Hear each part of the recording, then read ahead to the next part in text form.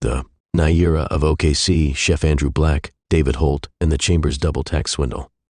In the grand tradition of public spectacles designed to justify the unjustifiable, a proud lineage that includes Nayirah's congressional testimony and David Holt's 2008 love letter to the Iraq War, we now turn to Oklahoma City's own version of the big lie, the back-to-back tax swindles of 2023 and 2024. Yes, folks, we're talking about the Thunder Arena scam of 2023 and the hotel-motel tax heist of 2024, two great monuments to the art of political misdirection, both executed with precision by Oklahoma City's Chamber of Commerce, both backed by Holt's trademark brand of all-shucks neoliberal grift, and both sold to the public with the impassioned testimony of Chef Andrew Black, the city's own culinary Nayirah. Because when a lie needs telling, who better to deliver it than someone the people trust? Act 1. The Thunder Arena Grift, 2023. Picture it. Oklahoma City, 2023. David Holt, fresh off his latest round of pretending to be a man of the people while greasing the wheels for billionaires, stands at the helm of the latest great civic project, a taxpayer-funded palace for the Oklahoma City Thunder. Now, one might ask, why should everyday workers, people struggling with inflation, stagnant wages, and healthcare costs, be footing the bill for an arena that exists solely to enrich billionaires and a sports team that, despite raking in millions, has never contributed a penny to Oklahoma's state sales tax? But that's where the testimony comes in. Enter Chef Andrew Black, not an economist, not a labor advocate, but a chef.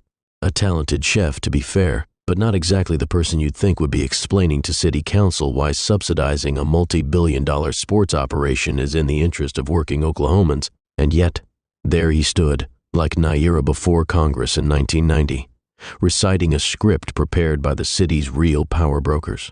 This arena is about more than basketball, he declared, voice heavy with well-rehearsed gravitas. It's about the people. It's about economic opportunity. It's about the future of our city. A tear might have been shed. A nod of approval from Holt, sitting off to the side, hands folded like a proud stage director. The Chamber of Commerce beamed. The people? Well, they were about to get fleeced. The reality, of course, was that the Thunder, through the Quality Jobs Act, a scheme so fraudulent it should come with its own crime documentary, are paid back every single cent they put into state sales tax, and then some. The taxpayers, in essence, are cutting the check for a billion-dollar operation that already pays nothing into the system. And yet, here was Black solemnly convincing city leaders that this was a community investment. That regular, hard-working Oklahomans, who actually pay into the tax system, should dig even deeper into their pockets to fund a sports team that contributes absolutely nothing back. Holt nodded along. The chamber smiled. The people were once again led to believe they had won something, when in reality they had been swindled. But the performance wasn't over yet. Act 2, the Hotel-Motel Tax Swindle, 2024.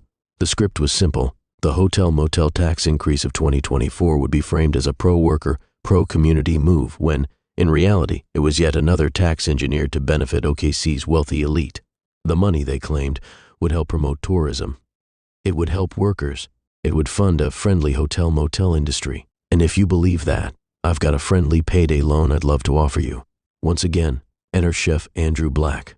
Summoned like a medieval court magician, Black stood before city leaders and repeated the lines fed to him by his chamber friends. This tax is a necessity. It's about making Oklahoma City a world-class destination. Again, Holt nodded along. And why wouldn't he?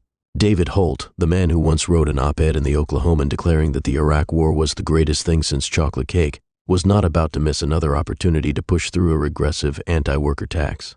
Holt has always been the chamber's golden boy, the smooth-talking, well-polished salesman who can convince people that giving billionaires their money is actually in their best interest. The Iraq War? Necessary and just, Holt said in 2008. The Thunder Arena tax? A community investment. The hotel-motel tax? Pro-worker. Do you see the pattern? The man has never seen a corporate-backed scheme he didn't love. And just like Nayirah's fake testimony was the emotional push that got Americans behind a catastrophic war, Chef Andrew Black was trotted out, on cue, to add a respectable, community-minded sheen to both of these public heists. Act 3. The aftermath. Now, in the wake of these two shameless, back-to-back scams, where are we? The Thunder have their shiny new taxpayer-funded arena, and Oklahoma City's billionaires are laughing all the way to the bank. The hotel-motel tax passed, which means tourists and workers alike get to pay more while the Chamber of Commerce reaps the benefits. Chef Andrew Black still has his nice spot in OKC's high society, having played his role perfectly. And David Holt? He's likely already planning his next great act of civic betrayal. Maybe a public-private partnership that privatizes air? A tax to subsidize yacht maintenance for Oklahoma's wealthiest business elites? Jokes aside, it will be something to do with the Olympic events coming in 2028 and how that can enrich nice guys like Texas resident Omni owner Bob Rowling. Get ready, because the next one will be much bigger than that, because Bob and his billionaire buddies are still hungry and Dave is ready to help them eat. Who knows? But if history tells us anything, it's that when the time comes, someone like Andrew Black will be trotted out to make the case. Because, as we've seen, a well-delivered, emotional speech can justify just about anything. They took the babies out of the incubators. Took the incubators and left the children to die on the cold floor. So I'm strongly in support of the Thunder. I'm a doubted Thunder. I think the restaurant community is also, and there's no doubt in my mind that we need to do this.